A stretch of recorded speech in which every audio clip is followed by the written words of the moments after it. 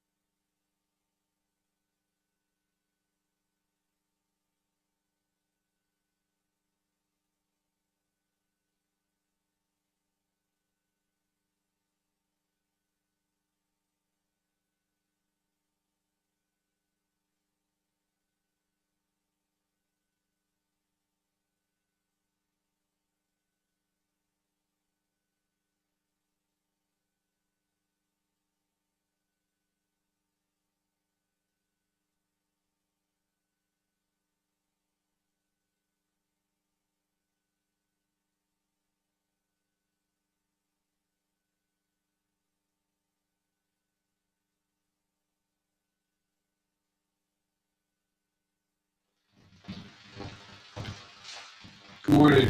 So I'm a little late, and I'm due at please have a seat, National Cathedral at a little after 11.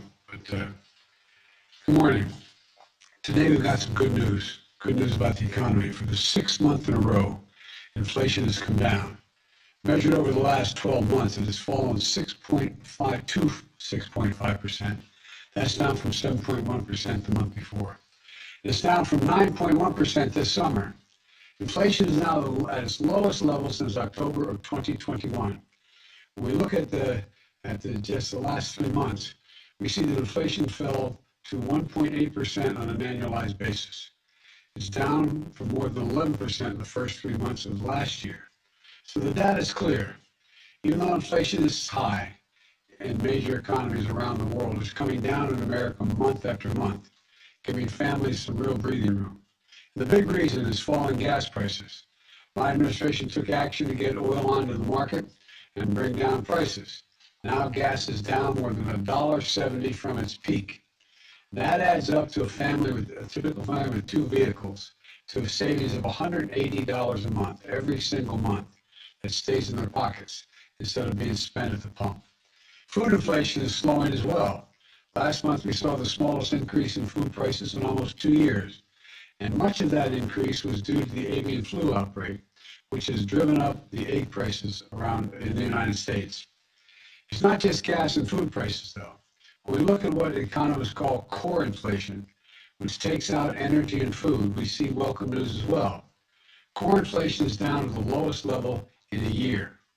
Over the past 3 months, core inflation has come down to 3% on an annualized basis. That's down from more than 6% at the beginning of 2022. The cost of goods is actually falling, as prices from everything from computers to used cars are coming down as well. And inflation in the core services is moderating as well. And as inflation is coming down, take-home pay for workers is going up. Workers' wages are higher now than they were 7 months ago, adjusted for inflation. Wages for lower income and middle income workers have gone up even more. It all adds up to a real break for consumers, real breathing room for families, and more proof that my economic plan is working. When I came to office almost 2 years ago, the economy was flat on its back, as you all remember. Millions of people have lost their jobs through no fault of their own. Millions who kept their jobs saw the hours and paychecks cut. Hundreds of thousands of small businesses permanently closed their doors. People were hurting badly. That's what we inherited. The pandemic was raging and the economy was reeling. We acted decisively to put in place a new strategy that would rescue the economy from the pandemic downturn. At the same time, we laid the foundation for a stronger, more resilient economy for decades to come. An economy that grows from the bottom up and the middle out. Now 2 years in, it's clearer than ever that my economic plan is actually working. Here's what we've learned just last week. Unemployment is the lowest it's been in 50 years. I'll say that again, the lowest unemployment rate in a half a century. My first 2 years in office were the 2 strongest years for job growth on record. We created nearly 11 million jobs, including 750,000 manufacturing jobs. And there were 2 of the strongest years ever for small business creation as well. And today, unemployment rate is near record for lows for blacks and Hispanic. Black and Hispanic workers near record lows. And it's the lowest ever on record for people with disabilities. We're seeing American families breathe a little easier. More Americans have health insurance than they did ever in our history. Fewer families are facing foreclosures today than before the pandemic. And we still have more work to do, though. But we're clearly moving in the right direction. And there's more breathing room in store for American workers and families. Starting last week, as of January 1, a month's supply of insulin is now capped at $35 for seniors on Medicare. Some are paying hundreds of dollars every month for their insulin, but not anymore. Starting last week, if Big Pharma raises prices faster than inflation, they're going to face big penalties. Starting last week, Americans can get tax credits when they install energy-efficient appliances in their homes, like heat pumps or solar panels, or when they buy electric vehicles. These were all pieces of what that big law that we passed last year.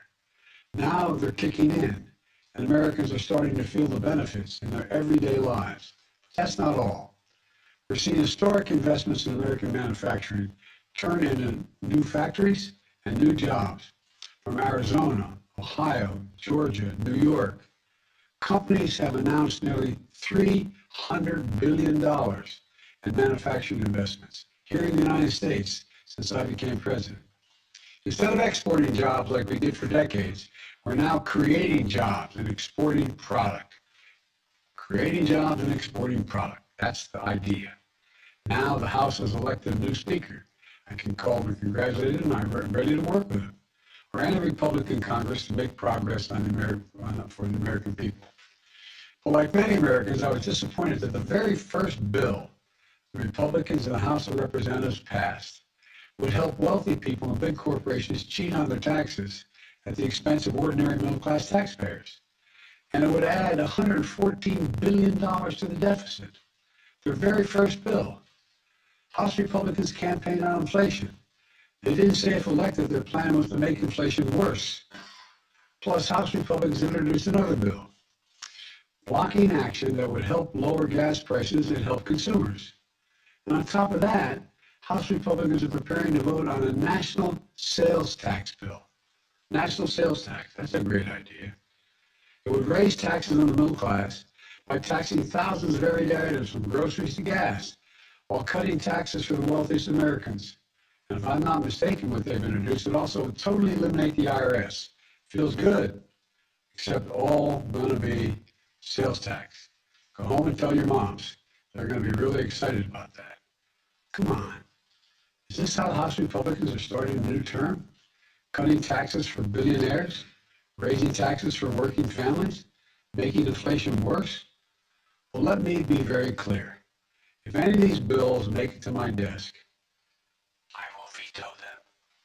I will flat veto them. I'm ready to work with the Republicans, not this kind of stuff. They try to cut Social Security and Medicare, which Americans have been paying into every paycheck since they've ever got their first paycheck. I'll use my veto pen to stop that as well. But if Republicans want to work together on real solutions to lower inflation, create more jobs, build an economy that works for everyone, I'm ready. Let me close with this. Today's inflation numbers are good news. Good news about our economy. We have more work to do, but we're on the right track. We're seeing bright spots across the country where great things are happening. Roads and bridges are being built. Factories are coming online. People back to work again. Families breathing a little bit easier. That's why I can honestly say, you've heard me say this before, and I mean it from the bottom of my heart, I've never been more optimistic about America's future than ever today. We just have to remember who in God's name we are. You've heard me say it many times. This is the United States of America.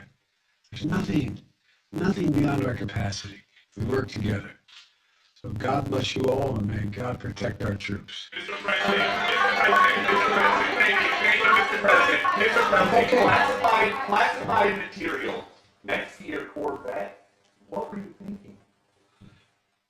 I'm going to get a chance to speak on all this, God willing, soon. But as I said earlier this week, people, by the way, my Corvette's in a locked garage. Okay, so it's not like you're sitting out in the street. But at any rate, yes, as well as my Corvette. But as I said earlier this week, people know I take classified documents and classified materials seriously. I also said we're cooperating fully and completely with the Justice Department's review. As part of that process, my lawyers reviewed other places where documents from my time as vice president were stored, and they finished the review last night. They discovered a small number of documents of classified markings in storage areas in file cabinets in my home and my personal library. This was done in the case of the Biden Penn Center. The Department of Justice was immediately, as was done, the Department of Justice was immediately notified, and the lawyers arranged for the Department of Justice to take possession of the document. So we're going to see all this unfold. I'm confident. Thank you very much.